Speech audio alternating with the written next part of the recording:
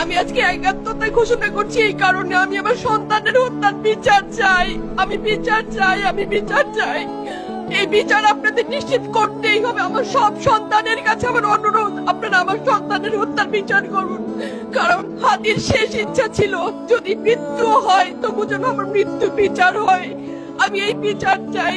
ইনসাফের বাংলাদেশ চাইলে যদি মৃত্যুবরণ করতে হয়, আর কত রক্ত দিবে আমাদের সন্তানেরা? আর সহ্য করার ক্ষমতা আমাদের নাই। আমাদের সন্তানদের বাঁচতে দিন। ইনসাফের বাংলাদেশ গায়েব হোক। আমরা আর সহ্য করতে পারি না। প্রশাসনের কাছে, সবার কাছে একটাই মাত্র অনুরোধ, আমাদের বাচ্চাদের বাঁচতে দিন, আমাদের ইনসাফের বাংলাদেশ দিন।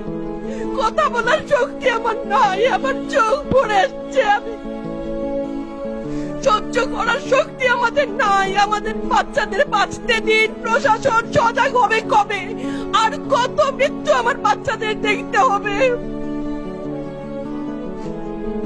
আমি কথা বলতে পারছি না। আপনারা সবাই আমার বাচ্চা হাদির জন্য দোয়া করবেন, আমাদের বাচ্চাদের জন্য দোয়া করবেন, আর ইনসাফের বাংলাদেশ যেন কায়েম হয় সেজন্য দোয়া করবেন।